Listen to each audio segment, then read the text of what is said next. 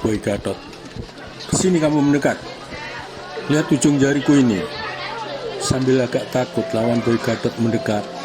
Sambil melihat jari telunjuk Boy kanan Gatot yang digerak-gerakkan, agar pengawal itu berkonsentrasi melihat jari yang digerak-gerakkan tersebut. Tetapi pada saat yang sama, tangan kiri Boy Gatot dengan secepat kilat menampar dagu orang tersebut agar kembali ke kedudukannya dagunya semula. Orang tersebut berteriak mengaduh, sambil menutup mukanya, tetapi hatinya agak lega setelah merasakan dagunya tidak meleset lagi. Tentu saja mendengar teriakan pengawal tersebut, pedagang kaya merasa ngeri, tetapi anak-anak malah tertawa terbahak-bahak menganggap tontonan yang menarik dan lucu. Yoseko, nah paman, dengan omongan anak tadi, paman sering melakukan pemerasan kepada pedagang. Bukankah begitu paman? Mulanya pedagang kaya tersebut diam, tidak mau mengakui perbuatannya. Dia nasionalisasi. Buat aja tumbuh seumur hidupnya Yus, biar merasakan susahnya jadi orang kecil yang selalu menjadi sasaran pedagang ini. Mendengar usulan nasionalisasi agar membuat pedagang lumpuh seumur hidupnya, pedagang itu semakin takut dan segera menyembah-nyembah ke arah nasionalisasi. Pedagang kaya, ampun neng, benar paman memang sering melakukan pemerasan kepada pedagang, tetapi maafkan neng, ampun neng. Yoseko, paman, untuk kali ini paman dan pengawal paman aku ampuni. Sekali lagi paman dan para pengawal jangan terlihat olehku masuk pasar ini atau terlihat di tempat lain. Paman juga pengawal paman harus pulang ke tempat asal. Ingat, pekerjaan kalian buat orang lain menjadi susah. Kami tidak akan mengampuni bila kami melihat paman dan yang lain masuk wilayah Rangkokok lagi. Nah, sekarang pulanglah, mas, selagi masih ada kesempatan. Yang lumpuh besok sore mudah-mudahan sudah sembuh. Anak-anak kalau melihat mereka masih berkeliaran di pasar ini atau di tempat lain, berita kami ya. Anak-anak segera menjawab layaknya Nyai Renkur saja mengiyakan. Mendengar ancaman Yoseko yang pura-pura tidak mengenalnya, Boy Gatot tersenyum. Baru tahu sekarang kenapa kemarin sore mereka berdua dengan adiknya mencari batu sungai untuk diisikan pada kain ikat pinggangnya. Ternyata digunakan sebagai pemberat agar ikat pinggangnya mampu diputar sebagai senjata untuk menggait tangan lawan. Kini pedagang kaya diikuti 5 pengawalnya.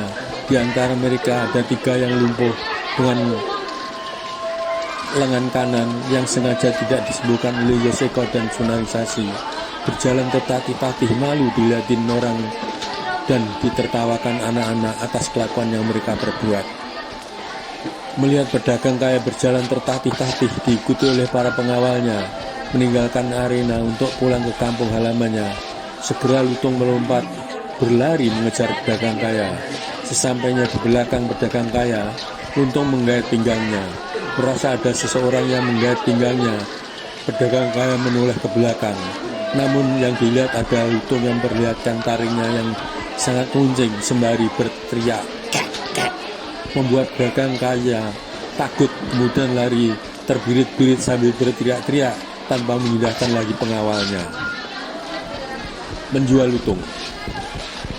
Berita mengenai Lutung yang pandai menari dan melakukan apa saja yang diperintahkan oleh pemiliknya segera menyebar secara cepat sampai ke istana Raja Rangkokok, sehingga Raja Rangkokok sejak dulu ingin memiliki kera yang pintar, segera menyuruh prajuritnya agar pemiliknya membawa Lutung ke istana. Di pagi yang kedua, Boy Gatot masih menawarkan Lutungnya di pasar seperti kemarin. Malahan sekarang yang menonton semakin banyak, terutama anak-anak yang menganggap Lutung kera, jinak dan lucu. Boy Gatot, ayo Lutung, dijual murah, hanya dengan 2 genggam emas Lutung menjadi milikmu. Sambil teriak-teriak menawarkan Lutung, Boy Gatot bertepuk tangan dengan berirama agar Lutung menari. Kadang-kadang berjingkrak-jingkrak, kadang-kadang kepala berada di bawah sementara kakinya di atas, bergoyang-goyang menurut irama tepuk tangan Boy Gatot. Kali ini Yoseko dan Diana Sunaringsi mengawasi hanya dari kejauhan. Tidak berapa lama datang beberapa prajurit istana. Segera salah satunya berbisik pada Boy Gatot, "Masih pertunjukanmu. Raja ingin membeli keramu, sekarang juga kita ke sana. Maka segera Boy Gadot mengakhiri teriakan menawarkan lutung dan mengikat lutung pergi bersama prajurit istana. Mendapati Boy Gadot sudah tidak berada di tempat, segera Yoseko bertanya kepada anak-anak yang masih bergombol di situ. Nampak kecewa, lutung dibawa pergi bersama prajurit istana. Di antara satu anak memberitahukan kalau lutung bersama pemiliknya dibawa naik kuda oleh beberapa prajurit istana.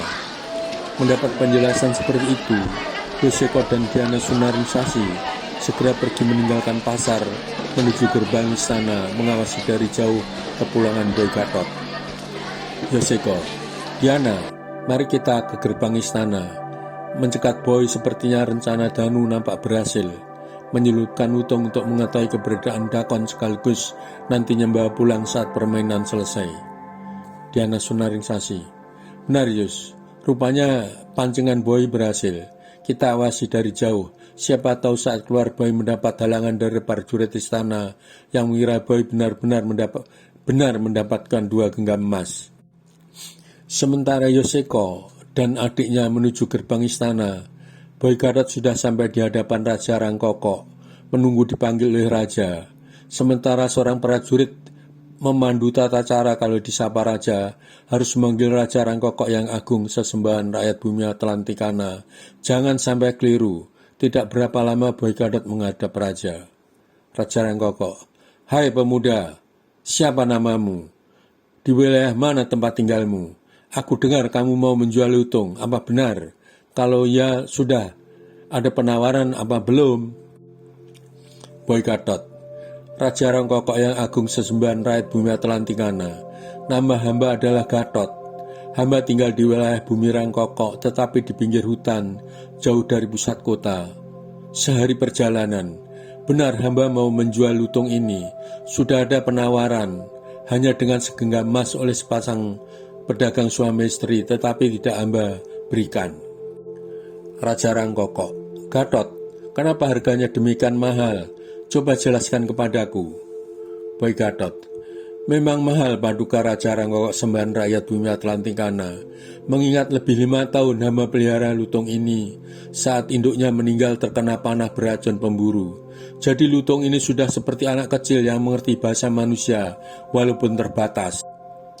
Mendengar penuturan Boy Gadot, lutung ikut mendengarkan, kemudian mengangguk-angguk mengiyakan. Raja Rangkoko, terus kenapa lutung mau kamu jual? Boy Gadot, lutung kadang makan agak susah. Buah seperti pisang setiap hari tidak mau makan. Sementara tinggal di hutan yang ada buah yang mudah dicari adalah pisang paduka Raja. Raja Rangkoko, kalau aku membeli apa juga semahal itu Gadot? Boy Gadot, tidak paduka Raja. Demi paduka Raja, hamba sebagai warga bumi Rangkoko yang baik tentu ikhlas menerima berapapun yang paduka Raja beri. Namun paduka Raja Rangkoko yang agung sembahan rakyat bumi Atlantikana sebaiknya menanyakan dulu kepada lutung mau atau tidak ikut baginda Raja. Mendengar penjelasan Boy Gadot, lutung maupun Raja mengangguk-angguk. Melihat kelakuan lutung, tentu saja Raja terkesan akan kepandaian lutung.